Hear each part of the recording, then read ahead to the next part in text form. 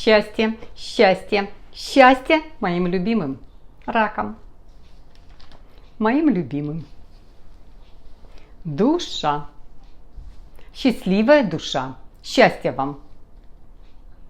Ну что, добрались до июля. И сразу смотрим. А что мы смотрим? А мы смотрим две энергии. Две энергии. Потому что мы с вами, живые существа, состоим из двух энергий. Из мужской энергии и из женской энергии. Всегда, когда эти две энергии соединяются, что-то новое получается, что-то новое рождается. Созидание идет.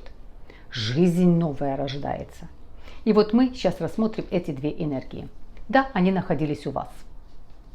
Они находились у вас в таком, скажем, спокойном состоянии, душевно-домашнем состоянии находились. Самому по себе Марсу здесь было не очень комфортно. Это огонь, понятно. Вы вода. Так же, как этому же Марсу не очень комфортно в Скорпионе. Он себя там по-другому ведет. Там тоже вода.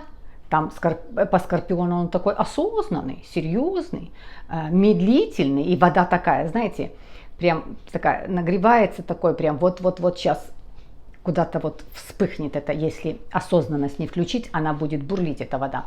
Для вас Марсу здесь было, это от Овна был Марс, он вот так вот себе как-то, выходит из этого знака и переходит к Львам. Здесь энергия Марса совершенно другая и Венеры.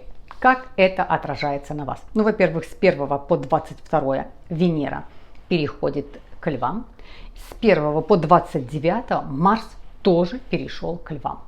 Что это для раков? Это финансы, партнерство.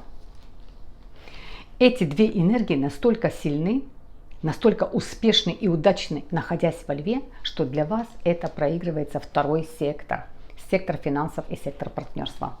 Великолепная позиция. Все раки, кто еще не в паре, кто еще в поиске, у вас налаживаются. Эта часть жизни очень хорошо налаживается. Романтика, влюбленности, встречи, видны друг другу, замечаете друг друга, обращаете внимание, переписываетесь, перезваниваетесь, встречаетесь наконец-то. Точно так же и финансы, торговля. Венера отвечает также за финансы, за продажи. То есть торговля у вас хорошо идет, финансы к вам поступают, сделки хорошие делаете, партнерство вместе, налаживаются в семейные отношения, вам становится уютно, вам становится комфортно в вашей душе. Материальную опору здесь хорошую вы имеете. Но есть аспект, который мы с вами еще один рассмотрим. Это Лилит, который сделает то, что сделает, это чуть-чуть попозже скажем. Рассмотрим. Итак, смотрите. Находясь с 11, почти весь месяц находясь во Льве, и Венера, и Марс. 11 числа они встречаются.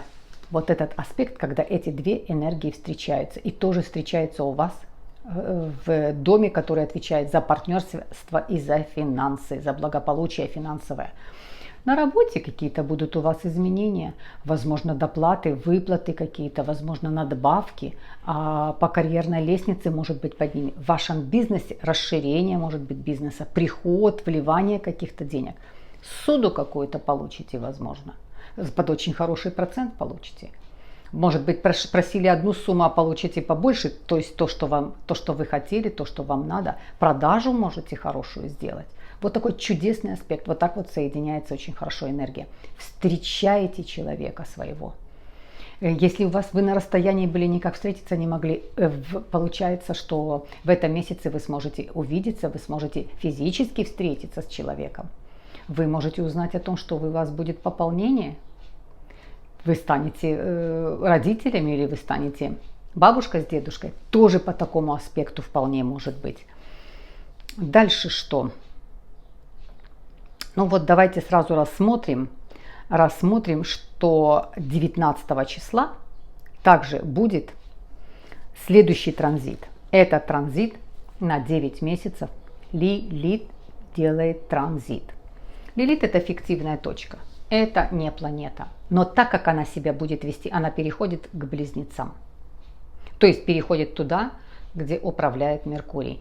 И так как она себя там будет развязно вести, то как будто бы она важная, главная, значимая планета. Вот как она себя там будет вести, это Лилит. Хотя это фиктивная точка, но будет себя вести там развязно. Что это для вас? Конечно, раки на нее очень сильно цепляются. Запомните этот аспект. 9 месяцев он будет стоять так. А через 9 месяцев, то есть в апреле следующего 22 года, перейдет Лилит к вам. Перейдет Лилит к вам тоже на 9 месяцев. Пока будет стоять, значит, в близнецах и управлять Юпитером. Смотрите, как себя ведет Лилит, находясь в близнецах для вас, для рака. Это душевное, вы со своей душой не можете о чем-то договориться. Вы переживаете, суетливость появляется, болтать хочется много, рассказывать много, контактов много ненужных. Проконтролируйте этот процесс. Для чего мы с вами смотрим, слушаем астрологию? Для чего? Для того, чтобы знать. А когда ты знаешь, ты этими знаниями пользуешься. Не Лилит будет вами пользоваться, а вы пользуетесь этим аспектом. Поэтому не поддавайтесь. Она будет очень себя там, так своенравно вести. Хозяйкой там себя будет чувствовать Лилит. А на вас это будет очень сильно отражаться, потому что вы – это душа, это эмоциональное, информативное, но душой. Душе плохо, душе неприятно. А когда душе плохо, неприятно, как вы себя ведете? Вы суетитесь. Покоя нет, уснуть не можете. Думаете, но думает как будто голова, а больно душе. Вы начинаете разговаривать с кем-то хочется. Поэтому не поддавайтесь ни на какие. Как только почувствовали, что что-то как-то вот на работе, что-то как-то, знаете, зашаталась ситуация, стул под вами же зашатался, в отношениях с кем-то как-то, может быть дома что-то как-то, не прибегайте никаким сразу мерам. Все, дайте этой ситуации время прожить своей жизнью эту ситуацию, а потом каким-то образом оно либо само растворится, либо вы решите эти вопросы. Не реагируйте вот этой вот своей суетливостью, своей трогательностью.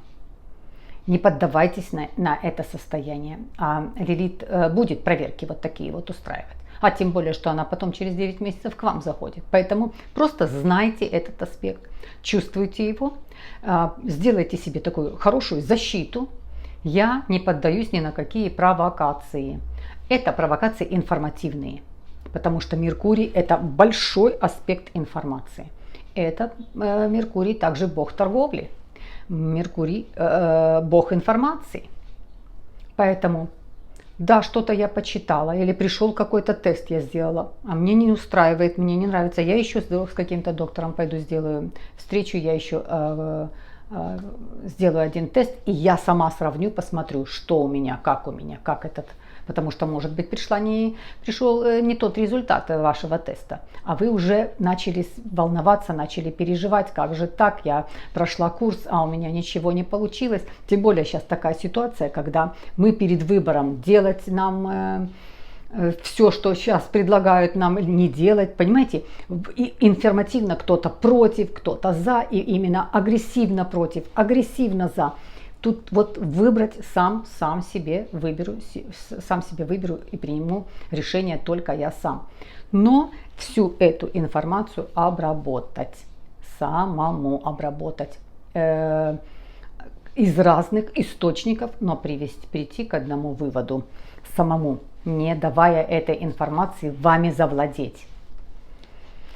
Это вот так вот себя будет вести Лилит. Следите на протяжении 9 месяцев, следите, где будет находиться Меркурий, и за ним всегда подслеживайте. То есть даже если он идет в прямое движение или если он идет в ретроградное движение, все равно путаницу будет делать.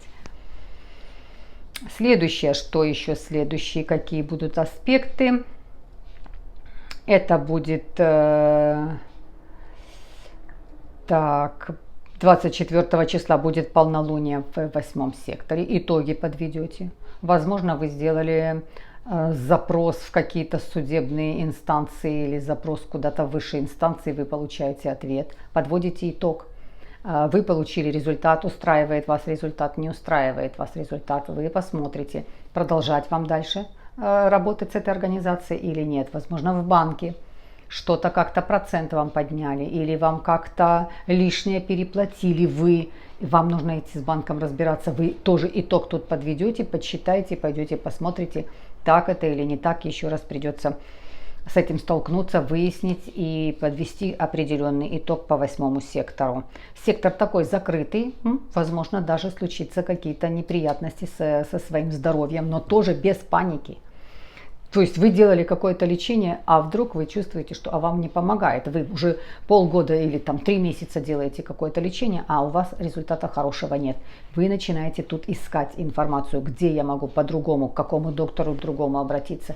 То есть подведете итог по этому состоянию тоже. 28 числа это уже Юпитер. Юпитер ретроградный возвращается к себе туда, где он стоял, а он находится в течение года, он находится в Водолее, возвращается туда и тоже возвращается к вам в 8-ю позицию. То есть, да, если вы по какому-то своему физическому состоянию чувствуете, что у вас что-то было со здоровьем, как-то вас немножко не устраивало это, вот туда Юпитер, возвращаясь, поможет вам из этой ситуации выбрать, да, поможет вам найти другого доктора, другое лечение, еще раз сдать тесты, возможно, вы получили не тот результат, который нужно, возможно, вы не то лечение проходили, или какое-то разбирательство, судебное разбирательство, возможно, вы и из-за наследства как-то шла у вас какая-то борьба за наследство, это тоже здесь включено в 8 секторе. То есть туда возвращается Юпитер, и уже энергию будете чувствовать совершенно другого качества. Это как вам поддержка, вам как помощь будет от Юпитера. Что еще? О чем мы еще с вами? Вот это соединение, конечно, очень важное событие, которое будет 11 числа. Это соединятся эти две энергии Венеры и Марса. В вашем 2 секторе, я вам уже это сказала. Все, что связано с партнерством и все, что связано... Финансово очень хороший этот месяц у вас. Финансово. Почувствуйте немножко свободу и такую опору, как будто вы хорошую работу проделали. Вот у вас финансово вы немножко вот так очень хорошо, устойчиво встали. И, конечно, это партнерство. Абсолютно партнерство. Это встреча, это свидание, это знакомство, это разговоры на эту тему. Это семья создается, что-то рождается новое. Потому что когда собираются эти две энергии, что-то всегда рождается. Потому что когда энергия мужская и энергия женская именно соединяется, вот какое-то созидание, что-то новое, может бизнес новый возродиться, может быть идея какая-то новая к вам придет, которую вы захотите воплотить. То есть создание чего-то нового и также создание новой семьи. Или если своя семья что-то как-то вас не устраивала, вы даете шанс своей семье, вы всегда пойдете на уступки для того, чтобы сохранить свою семью. Возможно, и этот раз дадите шанс, и у вас что-то родится, какие-то по-другому выстроятся отношения. Вы почувствуете, что вот так энергия для вас отработает. Плюс-минус вот такой вот месяц, раки. Что еще? Все так, в основном все сказала вам. Отдельно сделаю видео, которое будет переход Лилит, когда она сделает транзит. И пройдемся по домам, как это будет работать. По домам, куда она зайдет. И, конечно, новолуние и полнолуние тоже будет отдельное видео. Тоже пройдемся по домам, чтобы вам было ясно, понятно, где планы новые строить, а где подводить черту, где подводить итог. Что, мои хорошие, бесконечно вас.